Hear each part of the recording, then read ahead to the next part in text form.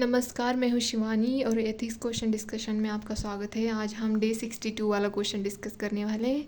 Question start करने से पहले मेरी आपसे एक रिक्वेस्ट है। प्लीज़ आप दिसंबर मंथ में पूरा एथिक्स पढ़ लीजिए, क्योंकि यही राइट टाइम है मेंस ओरिएंटेड सब्जेक्ट पढ़ने के लिए। और जिन्होंने भी रिवीजन नहीं किया अपने ऑप्शनल का, एसे की प्रैक्टिस नहीं की होगी और एथिक्स को नहीं पढ़ा होगा, तो प्लीज़ एथिक्स को पढ़िए। एथिक्स के लिए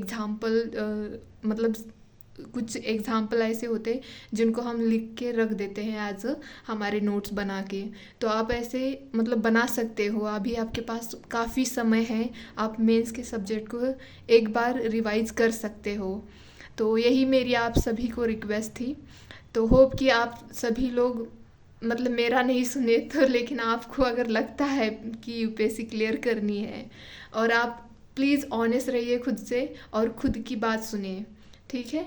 चलो अब देखते हैं कि क्वेश्चन क्या है। तो क्वेश्चन ये है कि what teachings of Buddha are most relevant today and why, उसको डिस्कस करना है हमें यहाँ पे।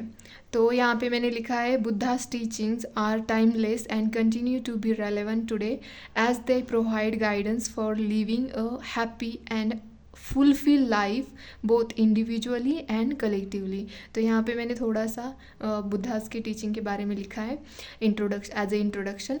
तो फिर यहाँ पे मैंने स्टार्ट किया कि आज के टाइम पे क्या सोसाइटी में प्रॉब्लम्स है, तो उसी के अकॉर्डिंग हम उनका रेलेवेंस लिखेंगे ना बुद्धा की टीचिंग का। तो यहाँ पे मैंने लिखा है the societies across the globe are facing serious issues like moral cultural degradation, religious conflict, corruption, lack of food and water security, environmental degradation, ये सभी प्रॉब्लम्स हम करंटली फेस कर रहे हैं। तो फिर यहाँ पे मैंने और एक लिखा है प्रॉब्लम, यहाँ पे फिजिकल एंड मेंटल डिससेटिस्फैक्शन जो है उसके बारे में भी लिखा है मैंने यहाँ पे। देखो, हम सभी जानते हैं आज के टाइम पे लाइफ बहुत इजी हो गई है, इतनी मेहनत करने की ज़रूरत नहीं पड़ती क्योंकि टेक्नोलॉजी आई है और साइंस ने भी बहुत सारी चीज़ें हमारे लिए आसान की है। तो फिर भी हम खुश नहीं हैं, हम सिक्योर भी फील नहीं कर पाते हैं। तो इससे रिलेटेड मैंने यहाँ पे बुद्धास की टीचिंग कैसे रेलेवेंट है वो लिखी है यहाँ पे। तो यहाँ पे मैंने लिखा है, फर्स्ट में लिखा है फोर्थ नोबल ट्रूथ, जो बुद्धा के 4 नोबल ट्रूथ्स है उनके बारे में लिखा है कि वो कौन से हैं।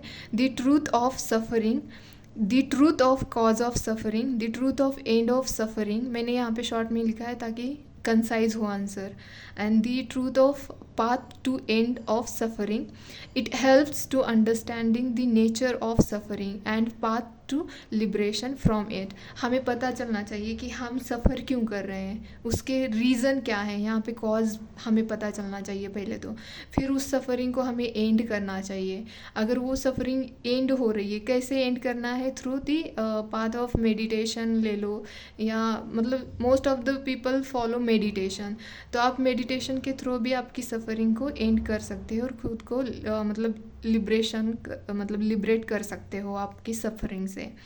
तो सेकंड यहाँ पे मैंने लिखा है ये एक रेलेवेंस है, ये बुद्धा की टीचिंग का एक रेलेवेंस है आज के टाइम पे। ये हम यूपीएससी स्टूडेंट को भी फॉलो करना चाहिए ताकि बिना वजह का जो डिस्ट्रैक्शन होता है हमारा वो कम हो जाए।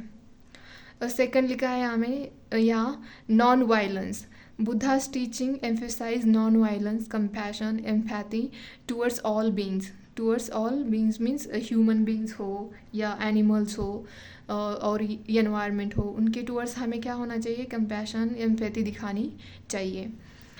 थर्ड लिखा है मैंने यहाँ पे द कंसेप्ट ऑफ इंटरडिपेंडेंस। देखो, हम जिस पृथ्वी पर रहते हैं तो हम ऐसे है कि हम एक दूसरे के ऊपर डिपेंड रहते हैं। ये हमारी एक साइकिल है, लाइफ साइकिल है जिसमें हम एक दूसरे के ऊपर डिपेंड है। तो अगर हम डिपेंड है तो एक दूसरे को हमें हार्म नहीं करना चाहिए, या इंक्लूडिंग एनवायरनमेंट, इस सब का ध्यान रखते हुए हमें अपनी लाइफ जीनी चाहिए, ऐसा बुद्धा का कहना था। उनकी टीचिंग हमें यही सिखाती है। और ये आज के टाइम पे बहुत इसका रेलेवेंट है, क्योंकि हमें आप लोगों को भी पता है, आप पेपर में देखते हैं कि कितना एयर पोल्यूशन है, दिल्ली में हो चाहे मुंबई में हो, कितना सारा एयर पोल्यूशन है। जो ग्लोबल वार्मिंग बढ़ रही है उसके लिए हम स्टेप तो उठा रहे हैं, बट एफिशिएंट नहीं है कह सकते हैं। तो ये सारी प्रॉब्लम्स है। सो फोर्थ लिखा है मैंने यहाँ पे, दी 8-fold पाथ। जो बुद्धा के 8-fold पाथ है वो कैसे मतलब क्या सिखाते हैं हमें? This path provides a practical guide for living a moral and ethical life. मतलब कैसे मॉरल एंड इथिकल लाइफ हमें जीनी चाहिए, यही 8-fold पाथ द्वारा हमें पता चलता है। एग्जाम्पल के लिए मैं बताती हूँ कि राइट टू स्पीच और ये सब इसमें 8-fold पाथ में आते हैं।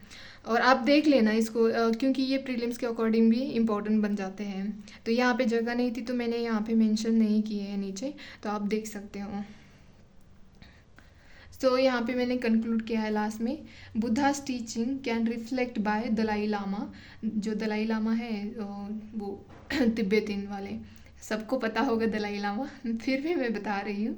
उन्होंने कहा है कि the 28th century was a century of war and violence. जो 28th सेंचुरी थी वो क्या थी?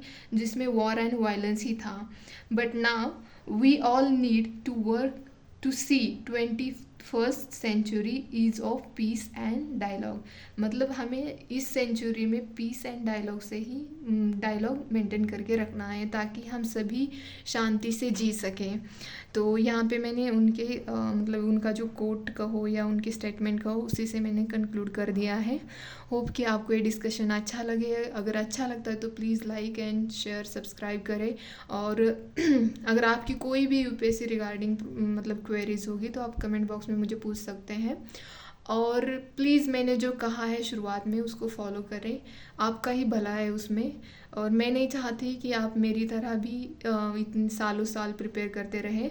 जल्दी से जल्दी प्रिपेयर करें और जल्दी से जल्दी आपका सिलेक्शन हो जाए, यही मैं चाहती हूँ। क्योंकि स्ट्रगल जो होता है इसमें बहुत ज़्यादा होता है। ऐसा नहीं कि सिर्फ स्ट्रगल ही होता है, हम मेंटली इसके लिए बहुत प्रिपरेशन लगता है, तभी हम इस यूपीएससी प्रिपरेशन में सर्वाइव कर पा सकते हैं।